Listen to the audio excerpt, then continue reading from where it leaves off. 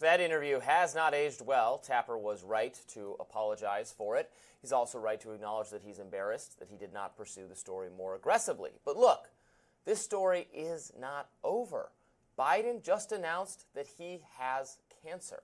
And if you believe what he's saying, that he didn't know until last Friday. This assertion strains credulity for a number of reasons. Look, it's inconceivable to me that the President of the United States, having access to better health care than just about anyone else in the country, would not have had the kind of testing that would have revealed such a condition. And if there was some suspicion of illness that was not followed up upon because it would be inconvenient to the campaign, well, that's a story too. Let's have some mainstream journalists get after it. Meanwhile, the Democratic Party is trying desperately to pivot to any other topic. Republicans are coming to take away your health benefits, shouts Hakeem Jeffries. So says he.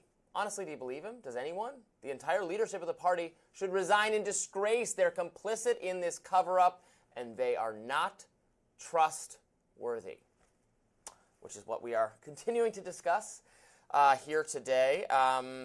The Megyn Kelly interview with Jake Tapper was, I think, very interesting, and I want to be careful here in my criticism because I'm glad Tapper wrote this book with Alex Thompson. I'm glad they're doing these media appearances. Thompson was there as well on the Megyn Kelly show, and they stood up to the heat, as it were, and they admitted some wrongdoing in terms of how they handled this story. So that's all good. It's better for people to admit when they got it wrong than to steadfastly maintain they did nothing wrong. So I appreciate that. What did you make of the interview? Alex Thompson, I'll give him a pass because he's been covering Biden's health throughout the presidency and the re-election announcement. Now, Jake Tapper. So Naomi Biden, which is Joe Biden's granddaughter, she said something that I thought was really profound yesterday. She said, the ones who rarely enter the arena but profit from the spectacle of those that do. And that's what she was referring to Jake Tapper. And so I'm going to bear with me for a second, but if you guys know, Brene Brown has a TED Talk about basically entering the arena and the people that are spectators that always have all the criticisms. Biden gave 50 years of his life to entering the political arena and trying to make change.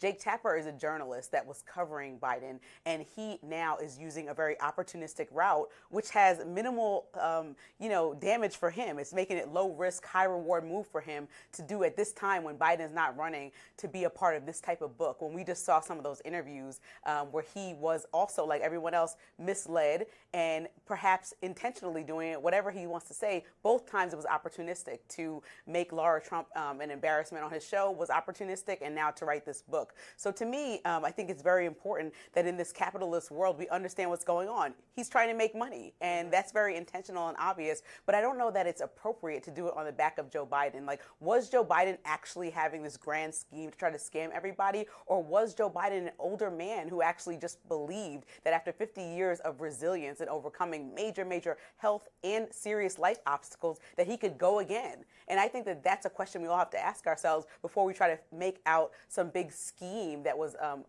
planned to try to run the presidency and plan that he was going to pass the torch to Kamala. I don't think all that was there. And I think we're making a mountain out of a molehill. And it's okay to provide space around somebody struggling with the health issue and understand that sometimes when people get older, they may not be acknowledging that change is so obvious for family and friends and loved ones and staff and colleagues to see. But don't you think maybe he never came straight out and said it, that I'm going to be a one-term president, but he did stress that he would be a transitional figure to new leadership. I think there was an expectation that he was maybe only going to serve one term. So then it does get a little bit into territory. Well, it was his decision to run again when he shouldn't have. Now, maybe you can put a lot more blame on the people around him, his family members, his senior advisors, giving him bad advice. We're also, some of the reporting in the Tapper book is that he was, reliant on Donlin, this one pollster who was characterizing things in a very rosy way for Biden, even up until the end, where Biden was shocked to hear from other pollsters who represented what most polls showed him, like, starting to be way outside the bounds of even conceivably being able to win re-election, and he was surprised by that because he was using someone who was presenting the numbers to him in the most favorable possible light. That a little bit goes to, the accountability. I also, I was thinking more and talking yesterday with Amber Duke, who hosts this show often on Fridays, about the timeline of the cancer diagnosis. And the more I think about it, the more I find it really hard to believe that this was not known to Biden and his inner circle months and months ago. Maybe it wasn't. Maybe their line is that it was really missed until last week.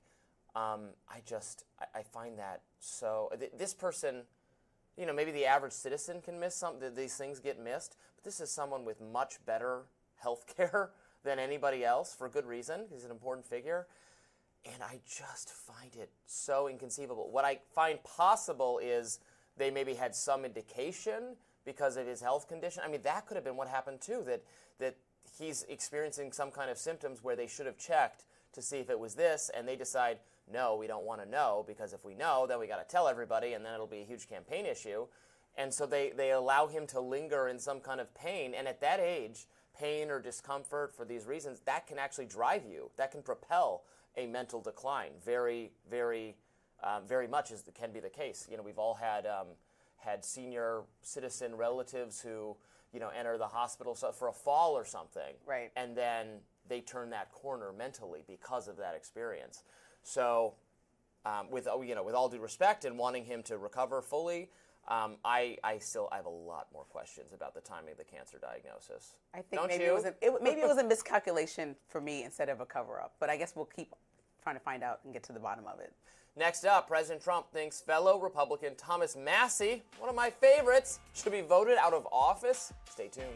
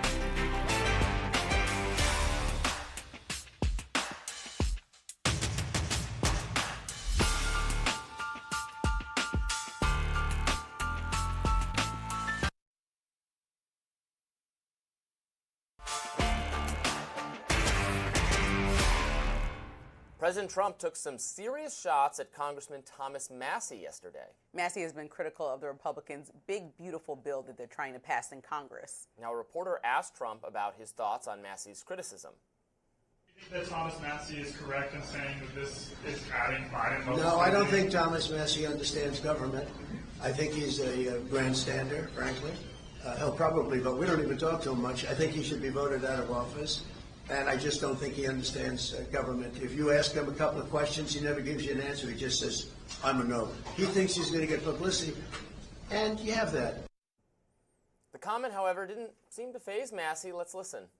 He said my hair is better than Rand Paul's. But what did you make of him calling you a grandstander in there? It's fine. It's fine. What about his... All I heard was twice. my hair is No, better than no, Rand he Paul's. said this twice, Mr. Massey says the big, beautiful bill would add $20 trillion of federal debt over 10 years and would increase the price of our current debt.